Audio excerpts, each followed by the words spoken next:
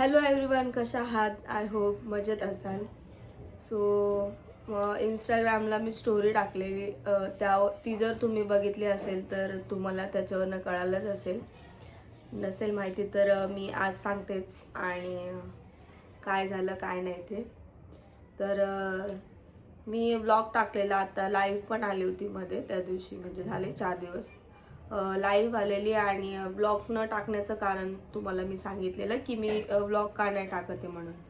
तर म्हटलं की आजोबा आजारी होते, त्यांना जरा हॉस्पिटलचं हे चालू होतं, म्हणजे हॉस्पिटलमध्ये आणि तर त्यांना थोडंसं जास्तच झालं होतं, कारण की वय पण त्यांचं भरपूर झालेलं, 94च्या अबव होते ते. बाबा म्हणजे माझ्या मिस्टरांचे आजोबा आहेत, ते माझे आज्जल सासरे. तर मग ॲडमिट करायला नेलं होतं ना त्यांना. त्यांचं कसं झालं की म्हणजे त्यांना अशक्तपणा पण आलेला होता. अशक्तपणा त्याच्यामध्ये काय होतं, थोडेसे आजारी म्हणजे आजारी होतेच ते. 8 महिन्यापूर्वी डॉक्टरांनी आम्हाला सांगितलं होतं की किडनीचा त्यांचा प्रॉब्लेम आहे, किडनीला सूज आलेली आहे किंवा किडनी निकामी झाली आहे त्यांची. तर त्यावेळेस आपण जसं डॉक्टरांनी सांगितलं की तुम्ही गव्हर्नमेंटवाले काय बोलले का तुम्ही त्यांचं म्हणजे जसं की डायलिसिस वगैरे करा, इथून तुम्ही हलवा आणि याला घेऊन जावा नायर सायन. मी म्हटलं तर की काय, म्हणजे ते बोलतात की डायलिसिस करावं लागेल. 8 महिन्यापूर्वीची गोष्ट आहे. तर त्यावेळेस मग मी काय केलं, तिकडं गव्हर्नमेंटला न घेऊन जाता प्रायव्हेटला घेऊन गेलो. तर प्रायव्हेटला घेऊन गेल्याच्यानंतर प्रायव्हेट डॉक्टर काय बोलले की त्यांचं वय पण जास्त आहे आणि प्लस तुम्ही ह्या वयामध्ये त्यांना डायलिसिस वगैरे जे म्हणजे थोडं जास्त दिवस जगण्याच्या जागी ते आधीच खचून जातील या सगळ्या गोष्टी, जसं ते नळी वगैरे टाकतात आणि ते डायलिसिस करतात. तर प्रायव्हेट डॉक्टर काय बोलले, ह्या ज्या गोळ्या आहेत त्यांनी बघितला रिपोर्ट वगैरे, जसं की सिटी म्हणजे जसं हे काय बोलतात सोनोग्राफी बघितली, काही रिपोर्ट्स होते बघितले. त्यांनी बोलले की बघा ह्या गोळ्या आहेत, वयानुसार त्यांचं एवढं डायलिसिस करणं काही एवढं हे नाही, कारण म्हणजे त्यांचं असं पण हे झालेलंच आहे. तर तुम्ही गोळ्या ह्या चालूच ठेवा कंप्लीट जोपर्यंत जगतील तोपर्यंत. तर त्यामुळे काय केलं मी, प्रायव्हेट डॉक्टरांच्या सल्ल्यानुसार त्यांचं डायलिसिस नाही केलं. गोळ्या त्यांच्या चालू होत्या, त्या गोळ्यानुसार त्यांनी म्हणजे चांगलं हे होतं, असं नाही का नाही म्हणता येत आपल्याला. ते फिरत वगैरे होते, अजून चालत, हे झालं असतं जेवण जगू. वगैरे करत होते. तर त्याच्यानंतर काही महिने झाले, आत्ता थोडंसं 15 दिवस ते 20 दिवस लेच. त्याच्यानंतर थोडंसं अजून त्यांचं अशक्तपणा विकनेसपणा होता. नाहीतर त्याच्या आधी चांगले चालत फिरत होते, जाणं फिरणं खाणं पिणं सगळं व्यवस्थित होतं. त्याच्यानंतर त्यांचं परत थोडंसं तब्येत खराब झाली. मग आजोबांना थोडंसं परत विकनेसपणा थोडंसं हे होत होतं. तर त्यांचं बॅलन्स हे झाल्यामुळे एकदा त्यांच्या हाताला लागलं, कारण आम्हाला माहिती होतं या गोष्टी.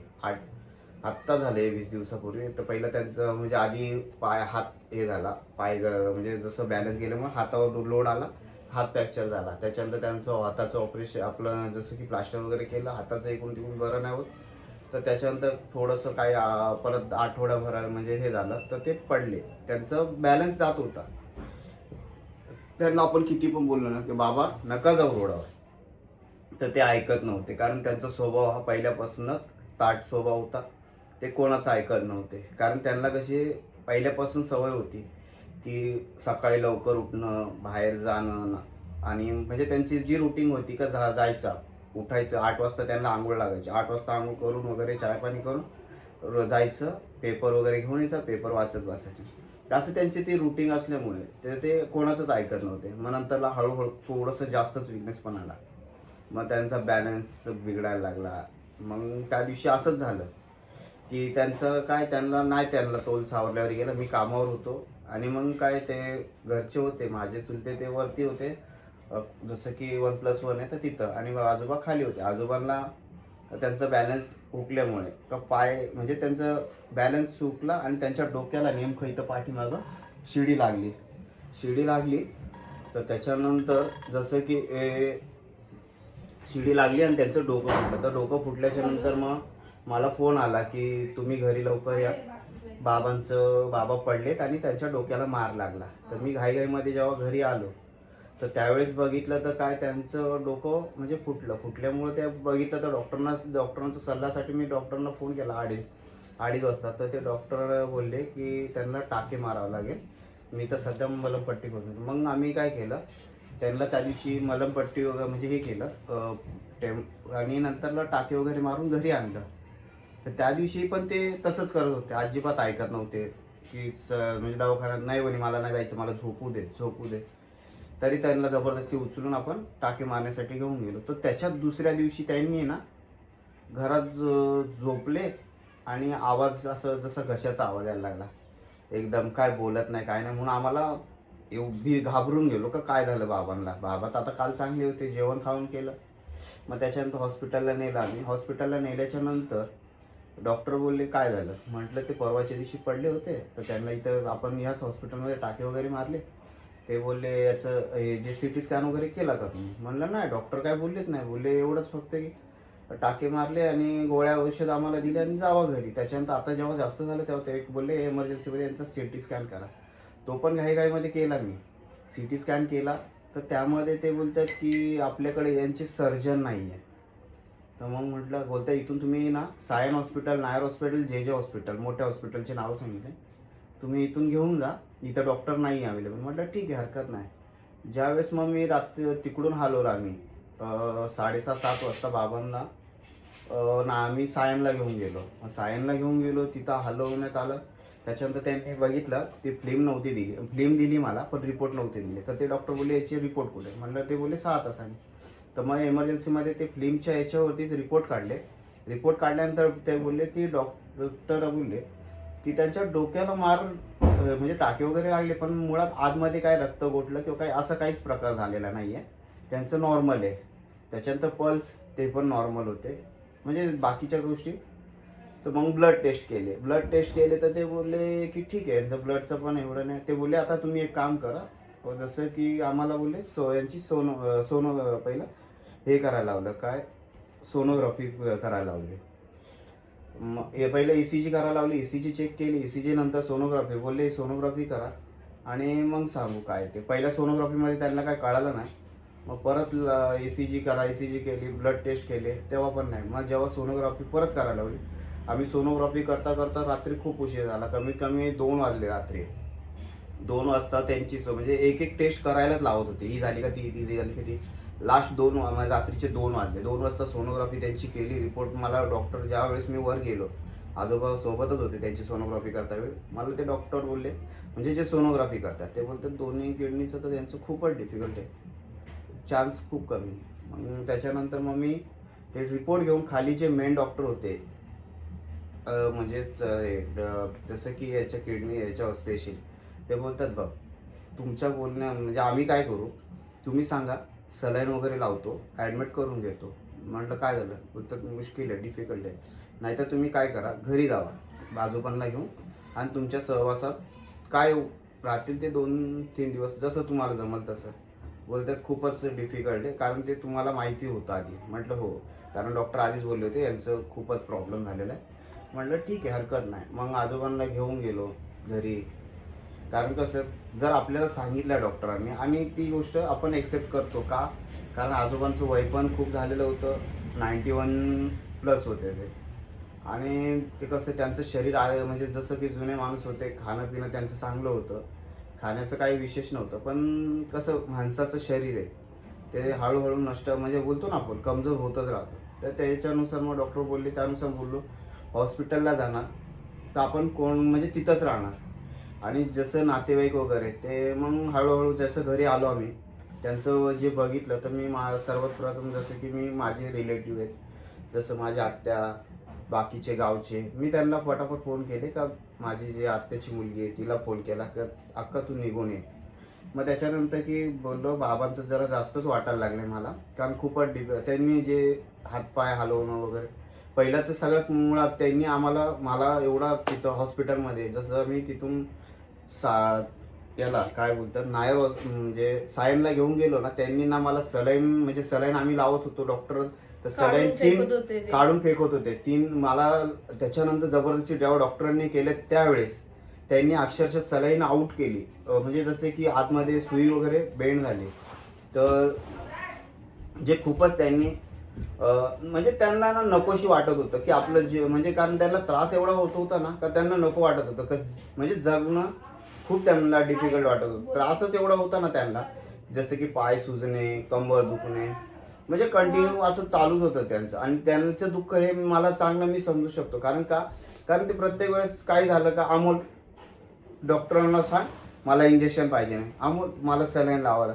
म्हणजे त्यांचे खूप जसं की त्यांना कसं माहिती आहे का, ते मला जेवढं ज्या गोष्टी मला सांगायच्या ना, की अरे असं कर, अरे रिचार्ज संपला मला रिचार्ज करून दे, त्याच्यामुळे त्यांनी मला जास्त हे केलं की बा मला आणि हे सगळ्यात महत्वाची गोष्ट म्हणजे आम्ही ज्या बाबांबद्दल सांगतोय ना, म्हणजे माझ्या आजल सासऱ्यांबद्दल, त्यांनी माझ्या मिस्टरांसाठी खूप काही केलेलं आहे.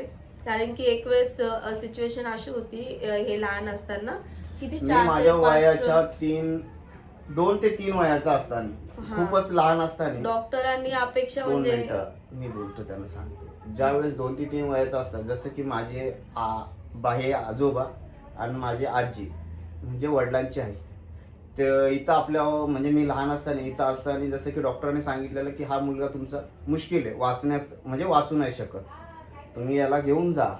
तर त्यावेळेस मग माझ्या ह्या आजीबाबांनी मला गावीने मला आई वडिलांना काय बोलले, हे असं पण राहणार नाही तसं पण राहणार नाही, मग एक काम कर, तू काय कर, याला मी घेऊन जाते. म्हणजे माझे आजी आणि आजोबा, आजी पण माझी या सध्या आता म्हणजे या जगात नाही आहे, तर त्यांनी मला गावी घेऊन गेले. त्यांनी त्यांच्या पद्धतीने उपचार, जसं आयुर्वेदिक काही गोष्टी त्यांनाच माहिती आहे. मला लहान म्हणजे वयाच्या त्यांनी 5-6 म्हणजे 3 ते 4 म्हणजे वर्ष मला तिथंच नेलं, गावी ठेवलं. त्यांनी त्यांच्या पद्धतीने मला आकडी वगैरे येत होते, हे सगळं ते सांगतात. ते कोण, माझे आई वडील किंवा आजोबा. तर त्यांनी मला माझा जो सांभाळ केला आहे, म्हणजे माझी जेव्हा क्षमता नव्हती वाचण्याची त्यावेळेस त्यांनी मला हे केलं. मग माझं पूर्णपणे आजार बरा होईपर्यंत मी तिथंच होतो, जसं गावीच माझ्या, जसं की म्हणजे माझं गाव वाकलं आहे आणि आईचं म्हणजे आजीचं माहेर हे रोईल आहे. तर तिथं राहून म्हणजे माझं जे सगळा उपचार वगैरे ह्या दोघांनीच केला आहे. तर त्यांनी मला जगवलं आणि त्याच्यानंतर मग माझं कसं त्यांचं हेच होतं ना, किती केलं तरी मला आईबापांपेक्षा जे मला जगवणारे जसे माझे आजी आजोबा, त्यांनी मला जास्त म्हणजे प्रत्येक गोष्ट मला पाहिजे तशी गोष्ट त्यांनी मला हे केलं. म्हणजे त्या आई-वडिलांना आपण जसे आई-वडील आपल्या पोरासाठी करतात तसं त्यांनी माझ्यासाठी खूप केलेलं आहे. त्याच्यामुळे मला आजी किंवा आजोबा यांच्यासाठी करणं खूप काय अवघड नव्हतं, म्हणजे काही कमी नव्हती. मला एवढं पण मी बोललो, पप्पा जेवढं मला जमल ना बाबांसाठी मी करणार, आणि मी कोणाला म्हणणार नाही का तुम्ही मला द्या का काय. मी माझ्यापर्यंत म्हणजे जेवढं मला जमलं ना मी तेवढं आजोबांसाठी करत गेलो. आणि बाबांसाठी करणं माझ्यासाठी काही हे म्हणजे एवढं पण हे नाही, कारण केलंय आपल्यासाठी. त्यांनी मला ना प्रत्येक गोष्ट त्या हक्काने बोलायचे का अमोल मला असं पाहिजे तसं पाहिजे, ह्या सगळ्या गोष्टी व्हायला लागल्या. ते पण कसं किती पण असो, आजारी जरी असले ना, पण त्यांनी जे आपल्या म्हणजे माझ्यासाठी जे केलंय ते मी काही गोष्टी नाही विसरू शकत. आता ठीक आहे, मी प्रत्येकाला बोलतो जाऊ द्या, वय झालंय नका रडू, पण कोणाला सांग मला रडणं येतंय, कारण ज्याचं बोलतात ना, ज्यांनी केलं त्यांनाच कळतं की आपल्यासाठी काय केलं आणि काय नाही म्हणून. आठवणी द्या बघा, आपल्यासाठी जे करतात त्यांनाच आपण हे करू शकतो. खूप केलंय त्यांनी माझ्यासाठी, नाही म्हणू शकत नाही, माझ्यासाठीच नाही प्रत्येकांसाठी ते करत होते. माझ्या आत्याचे मुलं मुली असो त्यांच्यासाठी, किंवा आईचे जसं माझे चुलत आत्या असो, सगळ्यांसाठी त्यांनी असं कोणता माणूस जे होते ना सगळे म्हणत होते की यांनी नको, म्हणजे प्रत्येक मनमाडवरून वैजापूर खूप लांब आहे, पण माझ्या आत्याची मुलगी जी तिला शिक्षणासाठी माझ्या आजोबा रोज घेऊन तिकडे जायचे. मग अक्षरशः आत्या बोलती का यांनी माझ्या म्हणजे मुलीसाठी खूप केलं, म्हणजे त्यांनी कोणासाठी असं हे नाही की नाही, म्हणजे प्रत्येकासाठी ते झटत होते. पण त्यांनी जाता जाता म्हणजे प्रत्येकाच्या मनामध्ये ना जागा निर्माण करून गेले. पण म्हणजे त्यांचा जो लास्टचा टाइम होता ना, तो त्यांना कळून चुकला की आपले दिवस खूप म्हणजे झालेले. मग ते वाईट वाटत होतं, पण कसं आता मी पण स्वतः जर मी त्यांच्यासोबत रडत बसलो तर सगळ्यांना कोण म्हणजे हे कर. मग आत्याच्या मुलीला किंवा हे बाकीचे सगळे आलेले आदल्या दिवशी, त्यांना वाटलं बाबांची तब्येत आता ठीक आहे हो व्यवस्थित. नंतर हे केलं. पहिल्या दिवशी तर त्यांनी जसं की जेवण सोडलं, हात वगैरे उचलणं सोडलं. दुसऱ्या दिवशी त्यांनी थोडंसं डॉक्टरांच्या सल्ल्याने हे केलं, थोडं सलाईन वगैरे लावली, तर त्यांनी हात वगैरे उचलणं. मला वाटलं अरे बाबा थोडेसे आता व्यवस्थित आदल्या आहे. रात्री जेव्हा आदल्या आजारी दिवशी. म्हणजे डॉक्टरांनी सांगितलं ना तुम्ही घरी घेऊन जाऊ शकता, तेव्हा आम्ही घरी एक आमच्या आससाठी आणि घरच्यांच्या एक मनाला शांती म्हणून हां. सलाई लावलेली. तर सकाळी त्यांनी हात वगैरे असं वरती केला आणि थोडंसं असं बघत बिघत होते. तो क्लिप छोटासा माझ्याकडे आहे, तो मी तुम्हाला लास्टला दाखवेलच. त्याच्यामध्ये सलाईन वगैरे. मग दुसऱ्या दिवशी त्यांना मी जसं की मी हे घेऊन दूध वगैरे किंवा आपण डाळिंब याचा ज्यूस करून पाजणं, म्हणजे त्यांचं थोडीशी मुवमेंट चालू झाली, हलवणं, हात हलवणं वगैरे, पाय हलवणं. मग त्याच्यामुळे वाटलं आम्हाला अपेक्षा पण नव्हती की बाबा म्हणजे असं म्हणजे माझ्या निघला. मनाला आस आली का बाबा चल बाबा म्हणजे झालं थोडंसं का होईना बाबांची अपेक्षा परत, की बाबा परत आता बोलतील फिरतील. पण मला डॉक्टरांनी हे पण सांगितलं तू अपेक्षा पकडू नकोस, काही परत आता चालायला फिरायला लागतील. म्हणजे अगोदर सांगितलेलं, पण त्यांची जी हालचालीनुसार आणि मी त्यांचं एवढं सगळं झालं. फक्त बाबांपासून मी आलो, घरी आलोच, मला एवढं थोडंसं मनात हे वाटलं की नाही आता थोडंसं झालं बाबा व्यवस्थित. आलो 10 मिनिटच फक्त झाले, घरी आलो, चाय पित होतो तेवढ्यात बहिणीचा फोन आला की भाऊ घरी पटकन आहे, बाबांची तब्येत हे झाली आहे. म्हणलं काय झालं? म्हणजे नाही बाबाचं काहीच नाही, आवाज नाही निघत, काहीच नाही. म्हणून पळत पळत गेलो तर बघतो तर काय बाबांनी जीव सोडलेला होता. म्हणजे हे सगळं असं झालं. आणि दुसरी गोष्ट म्हणजे अशी की आता मी सध्या ब्लॉग वगैरे काढायला लागली, तर मी ब्लॉग शूट करते. तुम्हा लोकांना आवडतं त्याचप्रमाणे की तू ताई ब्लॉग काढत जा. आणि आमचे ब्लॉग काही जास्त हे नसतात की आम्ही फक्त कॉमेडी ब्लॉग्स वगैरे काढतो. आणि तर समाजात म्हणजे असे काही लोक असतात आपल्या ओळखीचे की त्यांना सहन नाही होत, ते हसू करतात. जसं की कोणी पुढे जात असेल तर त्याला कसं बोलायचं, तुमच्या तोंडावर भरपूर काही गोड बोलतील ते, पण तुमच्या मागे आहे ना ते काय बोलतात ते आपल्याला नंतर कळतं. तर तसे काही लोक आहे आमच्या इकडे. तर जेव्हा आम्ही बाबांना नेत होतो तेव्हा तरी माझ्या मनात आलेलं मी ब्लॉग शूट करते त्याच्यावरनं काही ना काहीतरी होणार म्हणून. तरी माझ्या कानावर असं पडलंच की बरं झालं ब्लॉग वगैरे काढला नाही बाबांचा, याचा पण ब्लॉग काढायचा होता असं काही. तर अशा काही लोकांना हसू होतं. असे असतात काही लोक. आता खूप घाण शब्द येत होते पण मी नाही बोलू शकत, शिव्या पण देऊ शकत नाही अशा लोकांना, त्या कारण की त्यांना शिव्या देऊन आपण आपलं कशाला चारित्र्य खराब करून घ्यायचं. तर असं पण होतं. असं आमच्या कानावरती पण पडलं की आम्ही ब्लॉग वगैरे शूट करतो, व्हिडिओ काढतो, तर अरे नशीब आता असं, म्हणजे हसू त्या लोकांना आमच्याबद्दल की बाबा काढलं नाही असं. तर काय सांगणार अशा लोकांबद्दल आपण की त्यांना आपल्या घरातली परिस्थिती माहीत नाही की काय म्हणजे आता काय बोलावं काय कळत पण नाही त्या विषयावरती. आणि जाऊन दुसऱ्यांच्या याच्यावरती जाऊन हसणं आणि बोलणं, असे पण काही लोक आहेत ते जे की आपल्या जवळचे आहेत, ओळखीचे आहेत.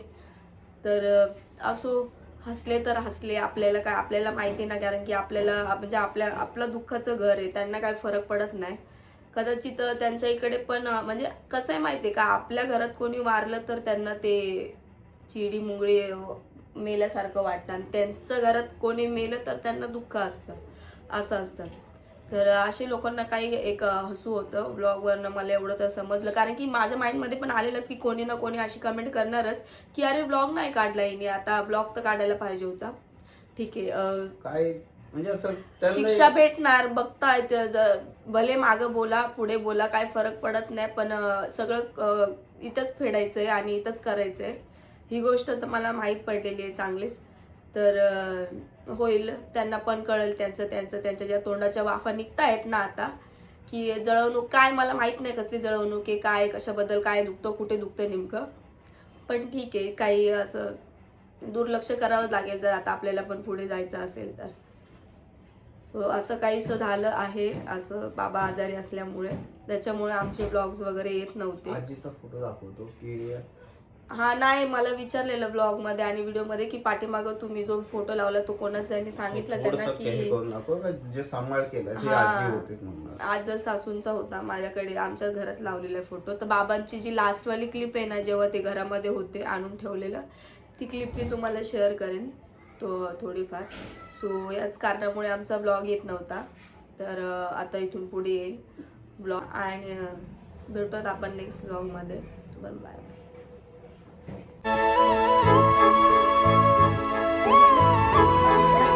ते झाकून झाकून होती ना हा मध्ये झाकून होता ना त्याला का आता थोडी येतात